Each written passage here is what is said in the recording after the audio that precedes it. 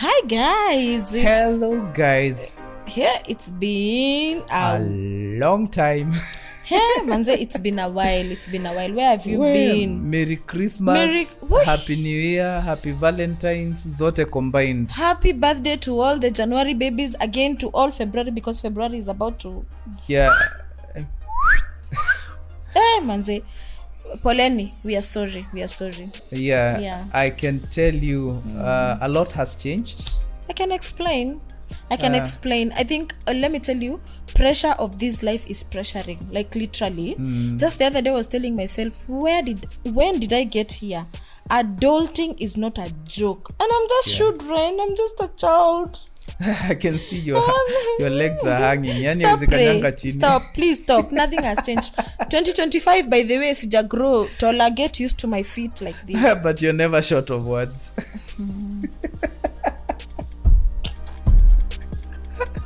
It's not funny.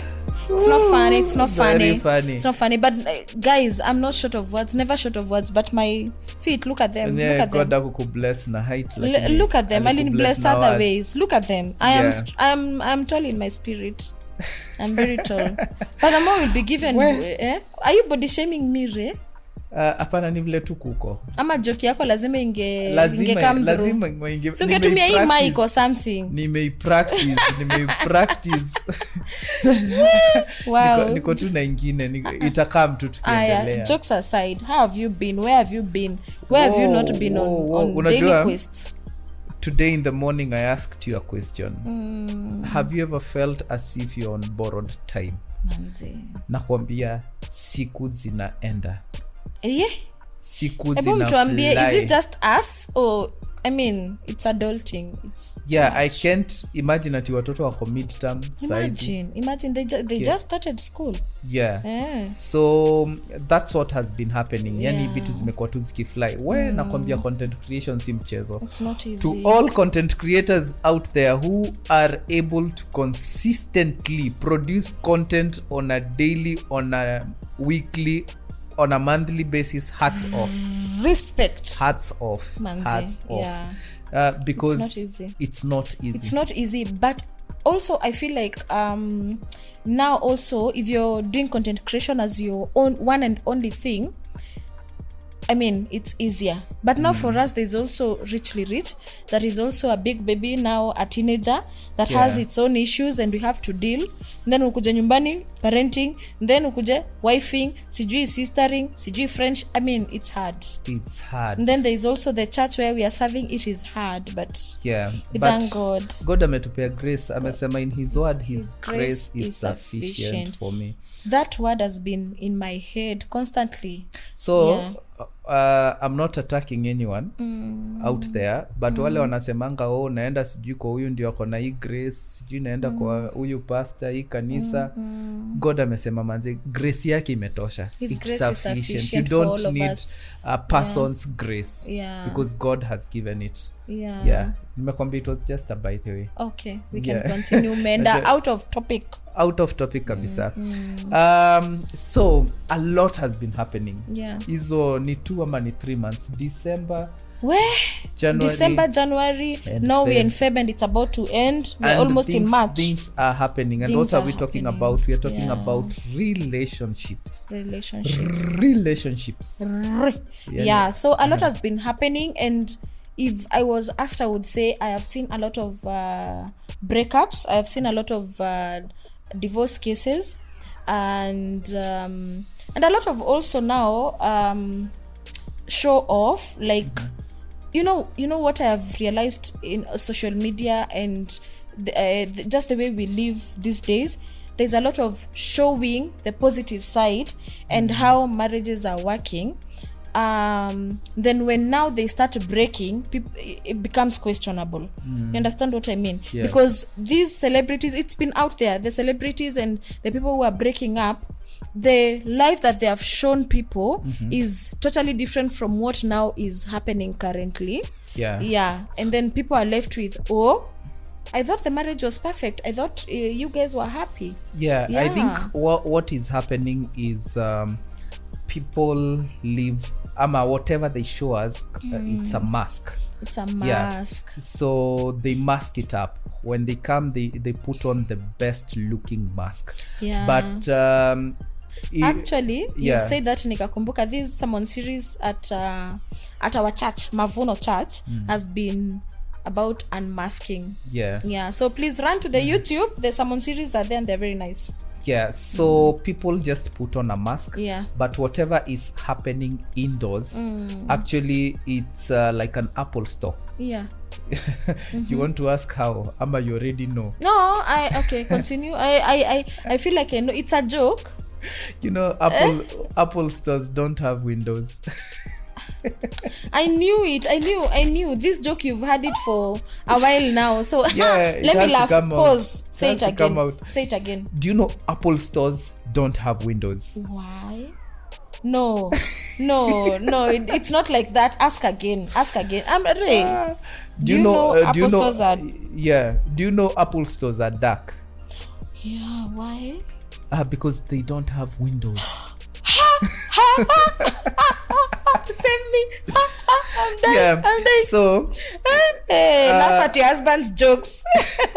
I have my niombe niko na kazi. So inside it's literally an Apple store. It's dark. So you're saying no windows, no the doors. relationships, you're saying our relationships are basically, when we get into our homes, ni Apple stores. Ni tofauti kabisa. And you know what, pressure ina come from pressure ya life, pressure ya society.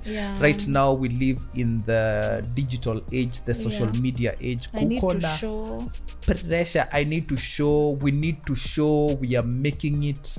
We are loving on each other. We need to show the deals are coming through. We need to show we are driving a Porsche. We need singili mtu yoyote najua kuna celeb anajulikana kwa Porsche. Nani celebrity? We need to drive a Prado. We need to kuonekana tuna drive a Range Rover and so on. We need to make which is okay to drive those cars and it's fake it till you make it. But the problem is it's the pressure, the unnecessary pressure that is putting on people out here. And then now, of course, now me as a layman, when I see those things, I will be like, even me, why is my marriage not like that? So why have you not bought me this car? Why have you not surprised me with this thing? Why have you not 7 gifts? Please don't go there, Ray. Please stop. Wachana na hiyo maneno, pressure.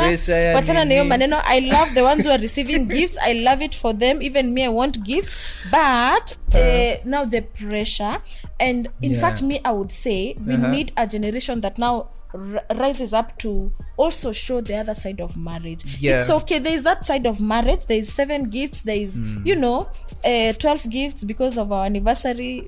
12 years mimi nataka hizo gifts. By the way, I want those gifts, Ray. 12 gifts kutoka this year. You're doing 13 gifts, but I will do kwani iko nini ama you do 17 because we've done life for 17 years. Where don't joke. But anyway, all I'm saying is there needs to be also someone showing the other side, honestly. True, it ends with me.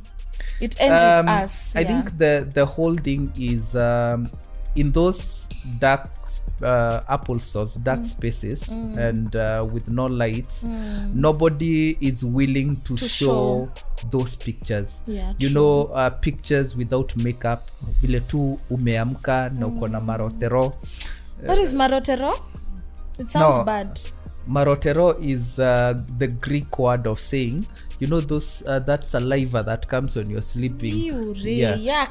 The rota, we call it, I think rota or something. So when you're sleeping, it's called marotero.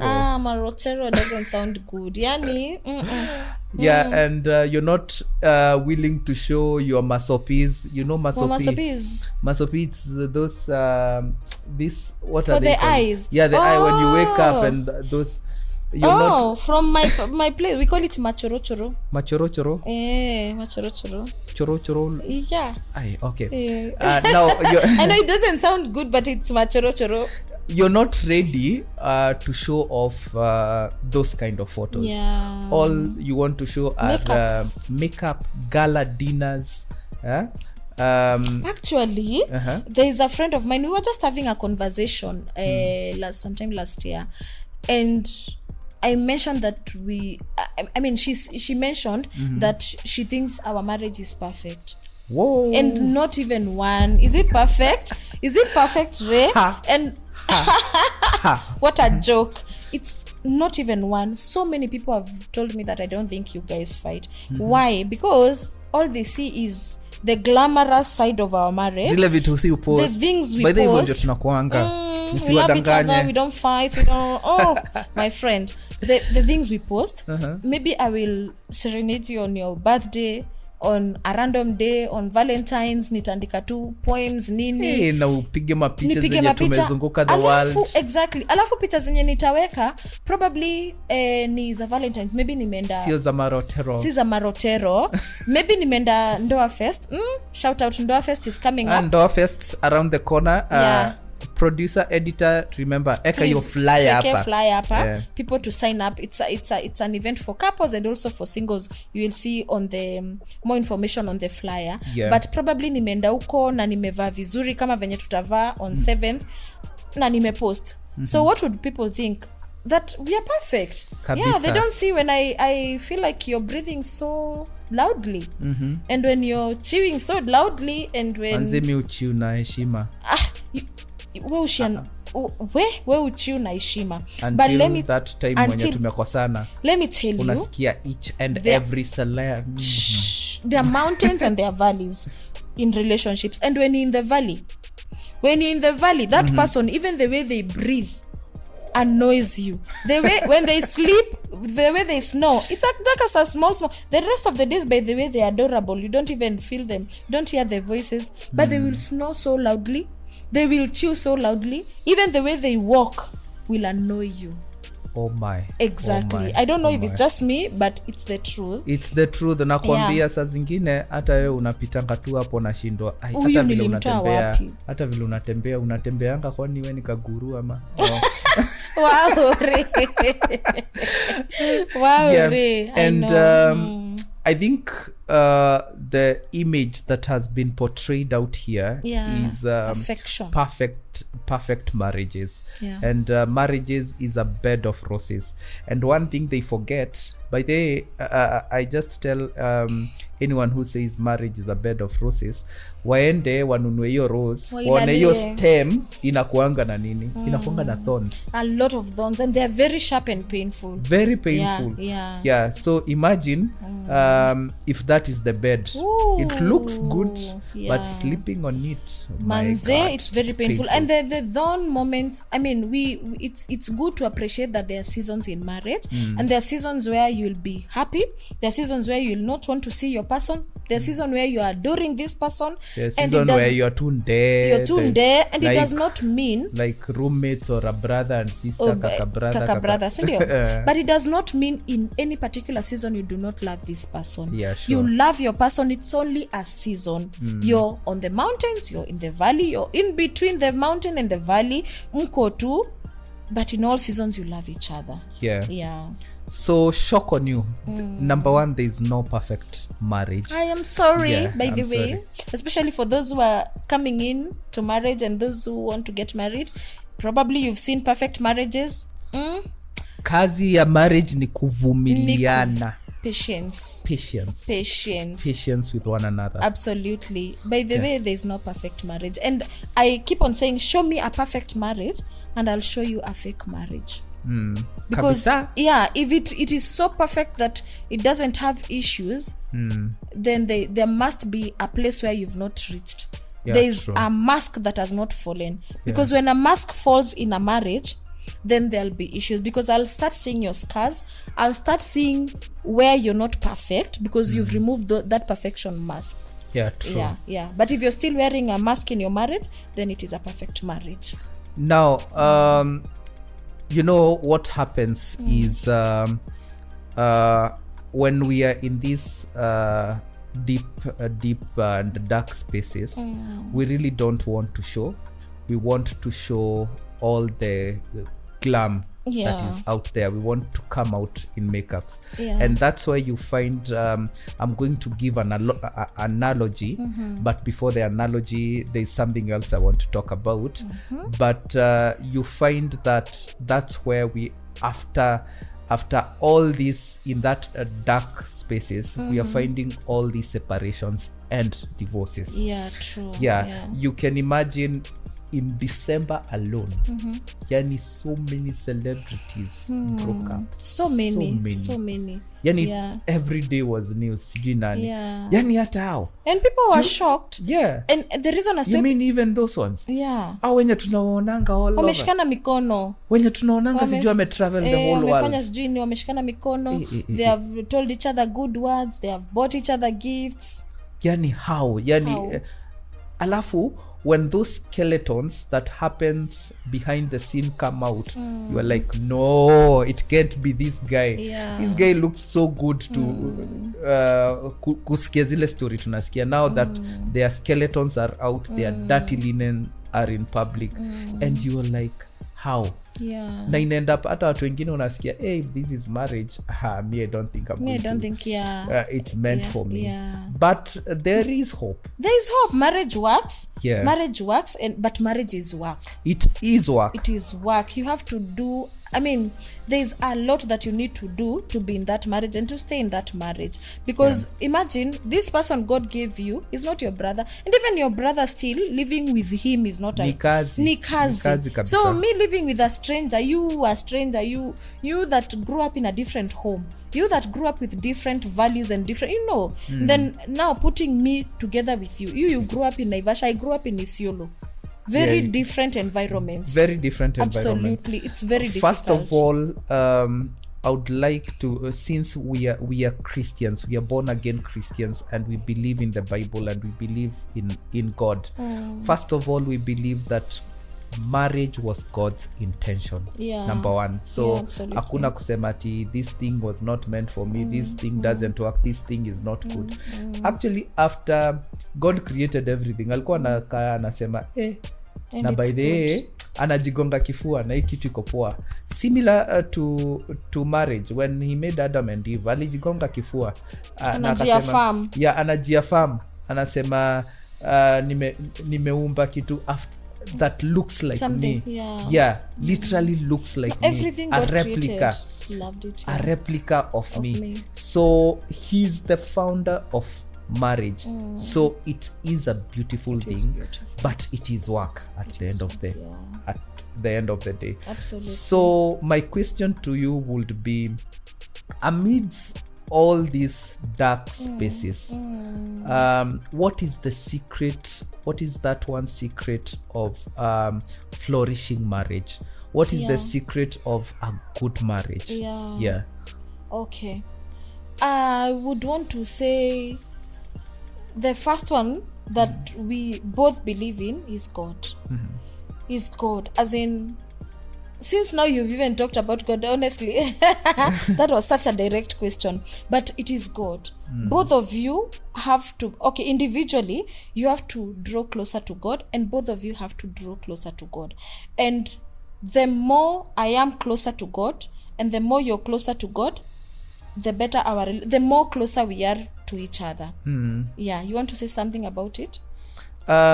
Basically, as you've said, number one is establishing a relationship, and a strong relationship with the creator of marriage. The creator of marriage, and even of ourselves. So the first thing, the top number one secret is to God. If you are connected to God and I am connected to God, then we are closer. Unajua ile triangle what tunachora.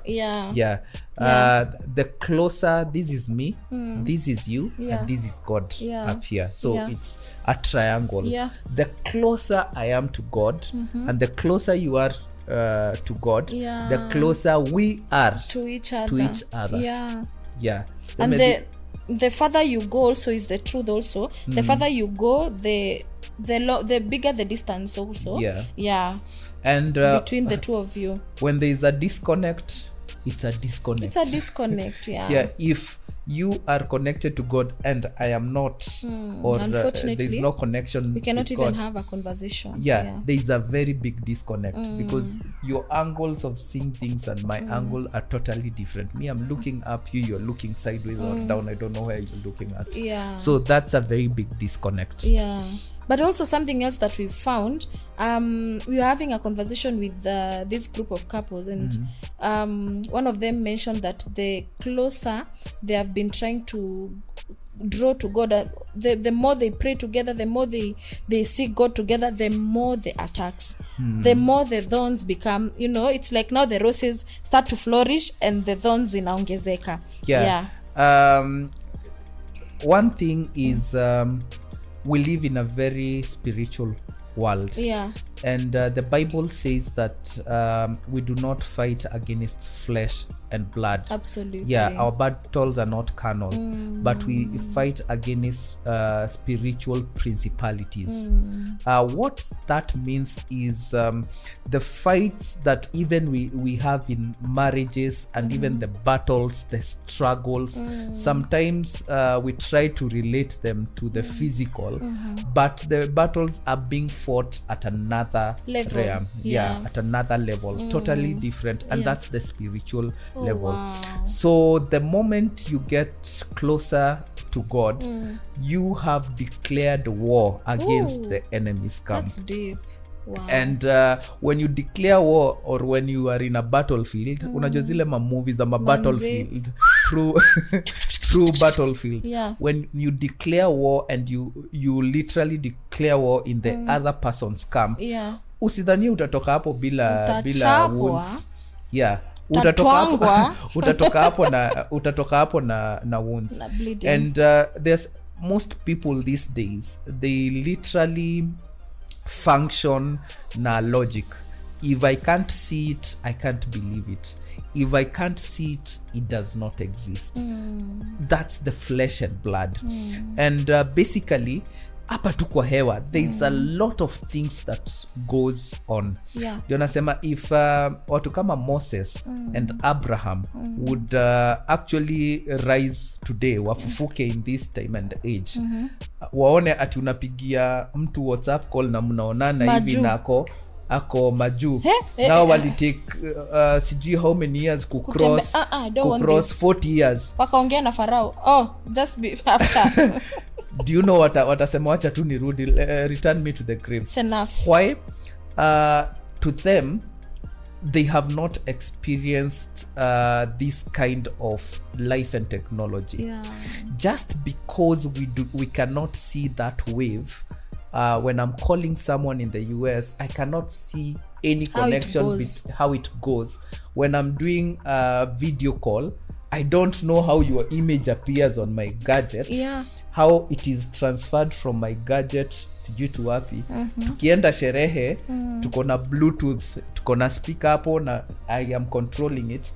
Means there are a lot of waves and frequencies and what that are in the atmosphere that we cannot see. The fact that we cannot see those waves, we can't see those frequencies, we can't see everything that is happening, but we believe because tunaweka Bluetooth na tunasikia ama itashika tu na kupigia simu na una receive. I believe because of the physical, but sijafikiria kuna kitu ingine and I can't see it. The same way there is a spiritual realm that we can't see that exists. It's not a must for you to see something to know that it exists. It exists. The spiritual life iko hapa kwa hewa. It's so spiritual that we cannot see with our naked eyes. And one thing that the devil really fights is the nini of marriage, the institution of marriage. And the reason as to why he fights that, number one, it's because it's God's agenda. And it's the agenda for Christ is for God is to, this is the beginning of everything. It's the basis. It's the basis where continuation of life continues. And so the enemy will fight it by all means. So when you're fighting, the devil claps, by the way. The fighting happens a lot, but the devil claps. He claps. And when now you fight to a place of now we cannot even be together, it is a win. It is a win for the other kingdom. Yeah, the good news is devil has never won any battle. Never ever. Against God. Never ever. Yeah, actually God is the creator of even that Absolutely. devil. Yeah, so I think what he tries to do is to frustrate us, to disappoint us, and when we separate, then he comes laughing and applauding, hey, niaje nimetoboa. But when we know that the power, we are winners, the victory was won so many years ago, then we can stand even in that battle and tell you, devo hizi vile vitu unanirushia by then ni maji ya toy gun. Hizi si bullets manzi. Hizi ni maji za toy gun. So even the frustrations and the disappointment that you want to bring, manze, it's okay, but this battle was won.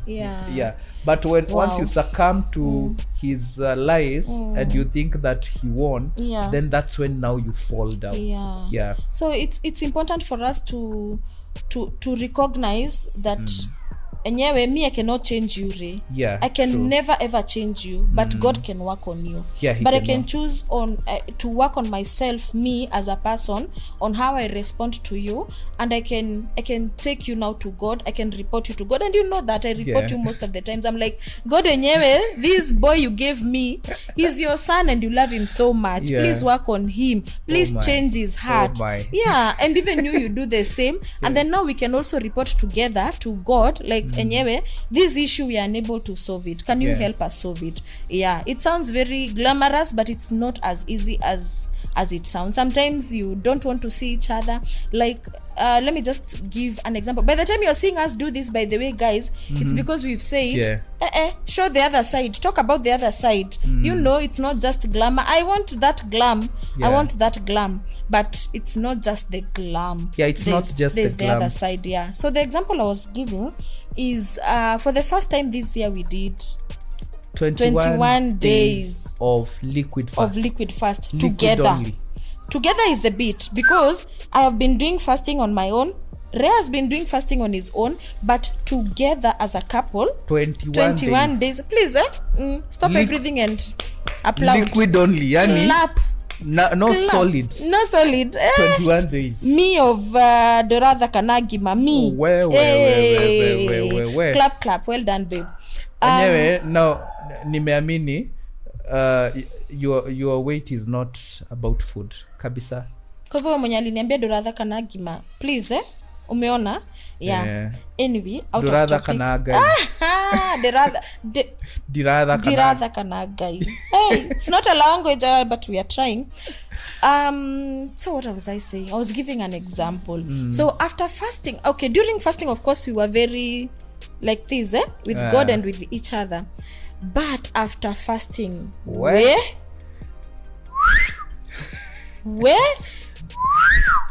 We went straight to the, from the mountaintops to the valley. Where up the mountain, down the valley, on the hapo ndio tulifika. We went down to the valleys, and it was just a season where everything, small things, everything was annoying kila kitu me.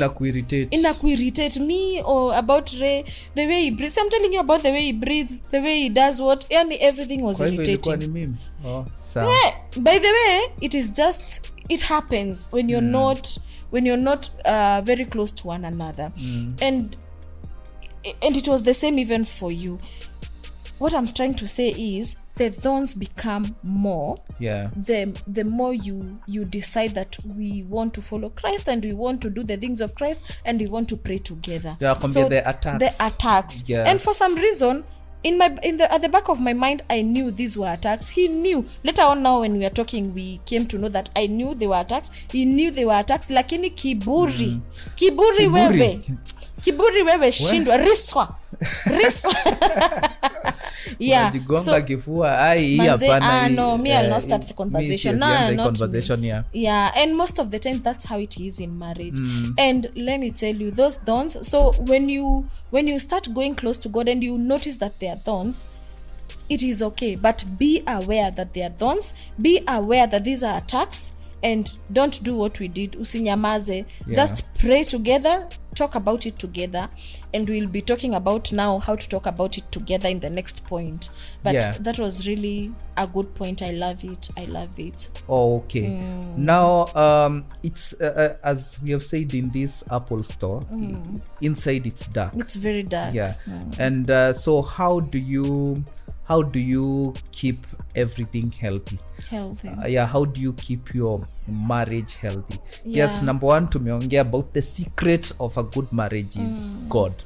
But how when it comes to ourselves, what part do we play to keep the marriage or the relationship healthy? I feel like the biggest part that you need to do as a couple is regular check-ins. When I say check-ins, I mean regular dates. Again, when I say dates, I don't mean dates of going to big hotels. Dates ziko kwa calendar. Hata pia unaweza nunua tende ukule uko kwa date. Ama ukalie, ununue tende ukalie uko I'm on a date. Have you seen that meme? I buy a date and then you sit on it. I'm on a date. Rather find a date tree and sit on it. Anyway, it doesn't mean those big hotels, which are good. I would love to dress up. Let's dress up and go. Nasikianga mnasema ati mnataka kutreatiwa kama ka baby girl. But I'm a baby girl. Treat me like a baby girl, which is good. I love it. Once in a while we'll do so. But what I mean is find time together where you can check in, where you can have conversations. You can ask, how are you really doing? Nasile, I'm okay. How are you really doing? Ama, I want to pour out, I want to say, I have not been okay. And sometimes they can even be random, sometimes they can be intentionally. Sorry, yesterday we had a random one that just came. We love doing something together every evening, and mostly it's just watching something together. So we were watching and a conversation ikaanza, and we had to pause, not once, not twice, but we paused for a while. And the conversation happened, and it was beautiful. It was a deep conversation. So it is important to set time aside and to be intentional to just have conversations. True. And now going back to the spirituality and the warfare and the battlefield and all that, you know what happens is the devil tries to attack. All he can do is attack, not literally bringing you down, but if you have the Spirit of God, all he can do is attack you. And when we give him space or an opportunity to attack, he will come and attack you. So in relationships, one of the biggest opportunity that we give the devil an opportunity to come in and attack us is through communication. And that is what you are talking about. And simple. I'm short of words sometimes. It's communication. And most of the relationships and marriages out here, they just suffocate. They suffocate in communication because of communication. And what do I mean with when I say suffocate? Literally that. Let me just try to explain that analogy. You're suffocating. Yes, please. And the thing is, when you're suffocating, you cannot breathe out carbon dioxide. Normally we breathe in oxygen and we breathe out carbon dioxide. Now carbon dioxide, when left in the body for a long time, then it becomes poisonous. It's toxin to the body. Similar as carbon monoxide, ile ya jiko. We have a story. Hey, don't remind me, my friend. It's suicidal. Very bad. That's suicidal. So when you're not able to breathe, that means you're building up carbon dioxide. Let's say the suffocation, umejifunika na karatasi, ama you're inside the water and you're literally suffocating. You cannot breathe. So that is actually I want to give that story. I want to give that story. So we've said now we are showing the other side. So our first house was a bed sitter. Was it? Yes. It was a bed sitter. Was it our first or second? It was our second. Our first was single. That's the other side now. Show the other side. It's not always glamorous. We were in a single house, like a very, you know, the ones kivuka hivi unagonga ukuta, ukienda huku unagonga ukuta. It was a single house, and then now in our bed sitter, the jiko ya makaa. We were cooking something and then we forgot to take it outside. Then we slept, and for some reason what that does, the carbon monoxide, when you breathe it in, it just takes you to a deep sleep. Into a deep sleep. So we slept very deeply, but by the time we were waking up, our heads, in the middle of the night, our heads were so heavy we could not, in fact, heavy is an understatement. We could not lift our bodies literally. Si tulikuwa karibu we were going yani it is God who woke us up. So we are like, unaita mwenzako aski, but tulijikakamua mpaka it's you who got up, took the jiko outside. Please don't do that. Don't do that. So don't do that. What I'm talking about is that when you are suffocated, literally, you're killing yourself inside. Yeah, because that carbon dioxide or carbon monoxide is not coming in. You don't have oxygen. So the moment you get oxygen, tuseme ulikuwa kwa ni swimming nini, ama you're underwater, ama umejifunika, the moment you come out of suffocation, what do you do? You exhale deeply. Unatoa hiyo carbon dioxide yote deeply. Si ya kawaida. Finally. Yani you remove it. That is exactly what happens in a relationship or a marriage that is suffocating. The moment you get freedom to release, you literally exhale, and you exhale all this carbon dioxide. Sasa hapo ndio unatoanga kila kitu, unaanza kushout, unaanza kupiga kelele, unasema hata sijui ulitoka wapi, matusi inakuja and all that. You're just exhaling because ulifungia for so long and it was poisonous. It was toxin to your marriage. Yeah. And the other thing is, how is it poisonous? How does it become poisonous? It becomes poisonous because of a thing we call assumptions. But before you go to assumptions, what you're saying is really deep. It's very, very deep. And you know what is coming in my mind and my heart is, when you keep those things, the toxins, those are toxins, by the way. When you keep them in your heart, you can never outpour love. You can never love this person. You can never love even the people around you, just because umeka toxins. And remember, what comes out of our mouth is what is inside.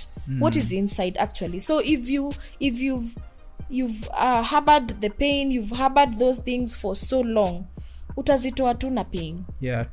And it can happen not only in the marriage setup, it can happen in our families, let's say with siblings. It can happen even at your workplace. Probably mtu amekukanyanga kidole, as in they have just stepped on your toes left, right and center, and you've harbored that. So they're just toxins you're taking in without a space to let out. Wow. So very deep, by the way. Now we can go to assumptions. In relationships and marriage, those toxins, that poisonous substance, that carbon dioxide that is killing you, ni assumptions. Because assumption ni uncommunicated expectations not really. And anything that is not communicated, the things the castles build in our minds. So hizo zote ni assumptions, and at that point you can assume anything, and you can tell your heart and your mind to trust it is the truth. Na inakuwa ukweli, and you'll start seeing signs. Unaanza kuziona, unaanza kuona signs and even wonders. And wonders. I'm telling you, it's for real.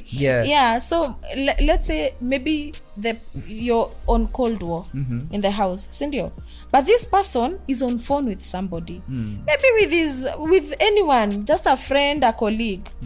but kaso zenye zitabuild kwa kichwa yangu ni akona mtu kuna mtu pale nje anaongea na yeye baby hata anaitwaje hajakuwa akiitisha serikali utasema naenda police station tofauti. How for now? 2 weeks there is another police station and you start building, so you connect that now also, you start connecting that there is another police station is going to report, then he's talking to that police station, even texting is texting, you start looking at so that person cannot even dress up anymore. Akichukua tu simu atoke nje, hiyo ni ameenda kwa hiyo serikali. No wonder hata unajipata umesimama kando ya mlango ama dirisha unajaribu kusikiza wanasema nini. So even the way now they dress, suspicious. The way they dress is also suspicious. Juu utasema ana dress akienda wapi hivyo, na hiyo kolona anapaka anaenda, as in everything becomes suspicious. That's why I'm saying you'll start seeing wonders and signs and wonders. True. So assumptions zinaanza kubuild up hanipendi anymore. The castles in the air and all those, they start building. They start building up. And that becomes your truth. It is not the truth, but it becomes your truth because you have connected everything, and that truth is so poisonous. So the day that it'll find your freedom ya kutoka, nakwambia inatokanga vibaya sana. I know. Inatoka vibaya, and the other person will not also receive it very well. Juu pia yeye akona zake. Na pia atatoa zake pia kabisa. So it becomes war. Inakuwa no longer cold war, but now it becomes war. Ile inapiganiwa huko sijui ni wapi. Yani inakuwa war, literally a war. And by the way, now when you're talking about this, I feel like now when you don't even get the space now to breathe or the space to to let it out, sometimes it leads to separation and divorce, because now you've kept the toxins for so long that you've become a toxic person, and even the other person has become toxic, and you are unable now to neutralize these, the poison that is in your relationship, the poison that is there, and the only way out now is through divorce or separation. And that's why I think you were talking about checking in and date nights. And again, for all the men out there, a date is simply a space of conversation. Si lazima ikue the highest the 5-star hotel and all that. It can be just a simple space to have conversations. It can be even in your dining room. It can be, you can take a walk. Mnaweza enda pale hivyo kwa mse wa mutura, mnunua mutura mkae hapo kando. It can be also a pillow talk. It can be anything. And the other thing is, it should be intentional. We said yesterday we had a conversation, a deep one, but it wasn't intentional. Yani ilikam tu, but it came at the right time. Unakumbuka kuna ile story ingine ya timing it right. I think it wasn't intentional, but it was packed right by time. Kitu tulikuwa tuna watch and then since it's something that tulikuwa tumeka kwa parking for a while and vitu zime calm down, it was the perfect time to have that conversation. And you learned things that you didn't know that I was going through, or rather the things that I've kept for a little while that I was unable to communicate. And it was perfect. This is deep. It is deep. So that is deep. what lacks in most relationship that are not healthy. So what do you need to keep a relationship healthy? Breathe. Keep on breathing. Nasi suffocation. When you suffocate, it will come out bad. But remember also, breathing keeps us healthy. How? Tuna take in oxygen, inatoa out carbon dioxide, but in small portions. Si ile ati imekuwa toxin. Si exhale na nguvu. Si ati imekuwa usi hold breath. So as much as you're living and as long as you're living and as long as your marriage is there, keep on breathing. You'll take in oxygen and carbon dioxide. Oxygen, carbon I love dioxide. it. Yeah. So even in marriage, see at it's perfect. No. Kuna carbon dioxide yenye come in. But ikikuja in manageable portions, it is healthy. It is healthy. Yeah, so that means hiyo carbon dioxide ina mean bado kukona to fight pale but since kuna oxygen coming in, then it's not affecting you. It's a healthy marriage. Wow. So throughout there's oxygen and carbon dioxide. Yeah. Throughout life and also throughout marriage, you need to keep on checking each other and having those conversations. The more frequent they are, the better. Wow. The better, because you're taking out the toxins in manageable pieces. And one thing that has also come in my head, that every time you breathe in oxygen, it's always fresh, and when you're taking out carbon dioxide, it is not the carbon dioxide that was there. So please don't it's new, don't take it's it fresh. out, then breathe it in again, and then now start looking for, the things that person did 20 years ago. Hey, in 1990 what, on a day like this, mpaka uko na anniversary. Wacha kubreathe hiyo carbon. Hiyo ilishatoka. Mpaka uko na anniversary. At February, this February I feel so sad. Why are you sad? Because 5 years ago, the same February, you did blah blah blah blah blah blah. Please. When you breathe it out, it is out. Let it go. You breathe in oxygen and we move on. Okay. Yeah. When we were starting this episode, actually we didn't have a topic we didn't. for this. We didn't, by the way. Now and we are have. Serious people. We are serious. We have, what do you think? But now we have breathe. Do not suffocate. Breathe. Do not suffocate. I love it. Breathe. Wow. Do not suffocate. I love it. Editor. We have a topic. And by the way, MC, chukue kama tuko serious. We are serious people. We are very serious. Topic always comes. Do not topic suffocate. Comes. Yeah. But I love it. So I think my question would be, yes, you want to breathe. And yes, you've decided you will be breathing constantly. How do you breathe so that also I don't, sometimes unaweza exhale hata upepo ikupeleke. How do I breathe in a healthy way? How do I communicate in a healthy way so that it's not a fight? Because when honestly I start bringing out the toxins, and then you bring your toxins, as in zitakutana tu ikwe ni kelele, na si kelele takatifu, si kelele takatifu, ikwe ni vita. How do I ensure that it is a healthy way of, I think this is something that you have taught me over the years. Tumefunzana, usijifeel sana, lakini umenifunza. My friends, please, I am a wise woman. I am very wise. Please repeat. I taught you. I taught you taught me. Yeah, I taught you. There are things also I taught you. Just kufunikia. But now, wacha to celebrate the fact that I taught you. Yeah. Ray, I taught you. Ray. Yes, you taught me. What did you teach me?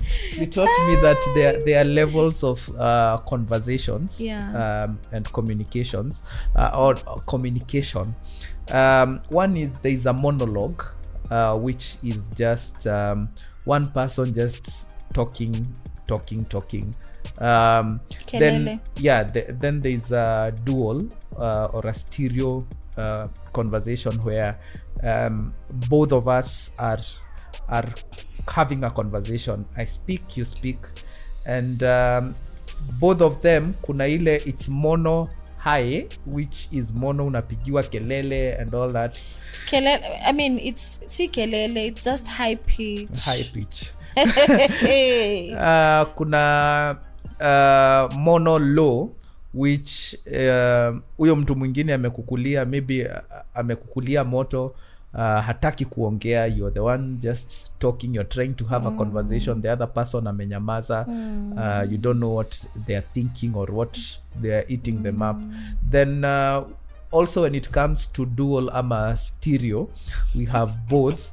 We have a stereo high and stereo low ama stereo normal. Okay. Yeah, so high ni ile nyinyi wote mko high. Yes, it's a conversation lakini iko huko juu inawaka moto. Manze. Yeah, so huyo anasema hivi, huyo anasema hivi, huyo lakini hapana, hata mimi nilikwambia yeah, but the most healthy is the stereo or the dual normal, which you're both in your senses. I'm listening to you as you speak, and I'm quiet at that time, and when it's your turn you listen to me, and you are quiet, hauruki katikati, and then we just have a healthy dual ama stereo conversation.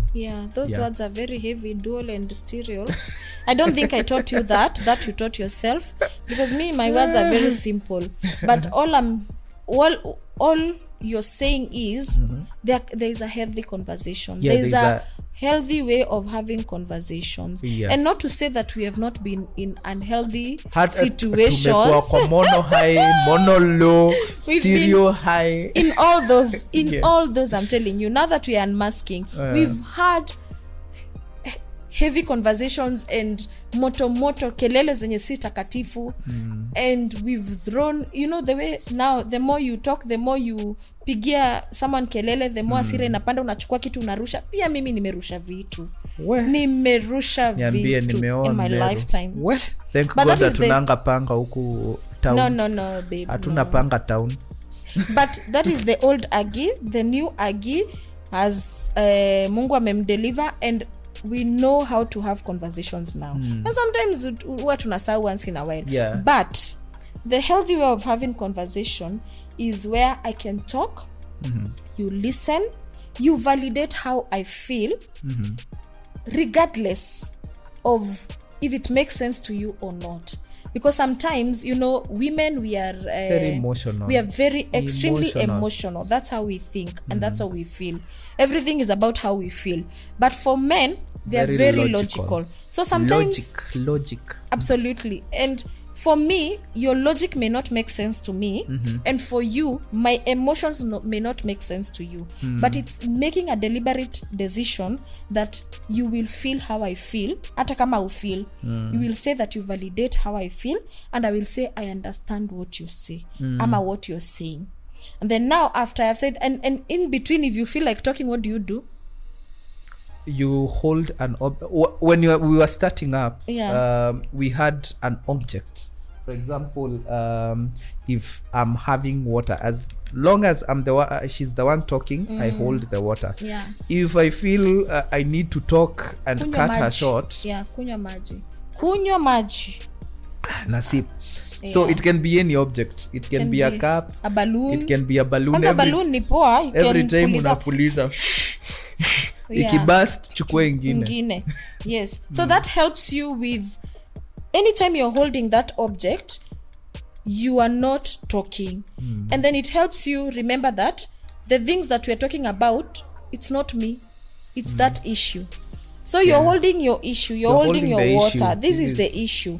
By the way, separate your person, your husband, your wife, and the issue enye iko kwa ground. Exactly, because if you put them together, you'll not be able to listen to that person. I know it sounds very mature, but guys, it works. So if you can separate the issue and the person, then you hold the issue hapo kando, and the person talks, and you listen and you validate. And if you're not able to respond, it's okay to say, allow me to get back to you. Si lazima respond immediately. I know I'm very good at that. Me and my son. Oh, please. Muniombe, I am going through a lot. We just need to tuna respond immediately. But at times, it's something that you really need to think about. Imekupata by surprise, ama it's something that you don't have the right answer, ama the right response. Ama you feel like maybe when you give a response at that point you'll be offensive. So just take your time, and not forever. By the way, take a considerable amount of time. Sure. Usichukue ati 2 weeks bana.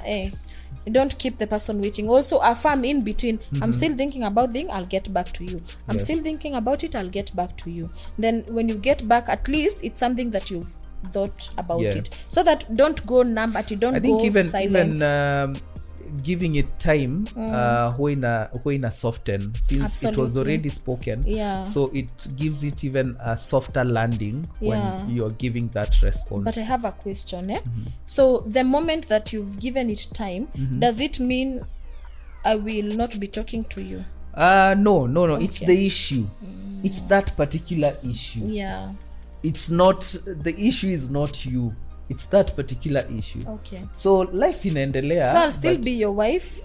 Serikali bado itakuwa, serikali bado tutakuwa tuna check in police serikali station, hakuna mahali report. zimekosana, Hakuna mahali imepotea. Ile petrol station, police station na ile ingine bado tuna report. the governments are still working. They are still working. Tuna report police station A, police station B. Yeah. Okay. Yeah, so I think this topic is very wide. It's very wide. So maybe what we can do, we can have another episode that continues with this topic. But all we are saying is breathe, guys. Breathe. Yeah, breathe to one another. Out. Yeah. Breathe to one another, breathe to God, breathe at your workplace. Keep on breathing. Do not stop breathing. Yeah. So until next episode. It was beautiful. Yeah. Remember to subscribe and also share with people who need to hear this. Absolutely. But above all, breathe. Thank you guys for watching. Thank you so much. Bye.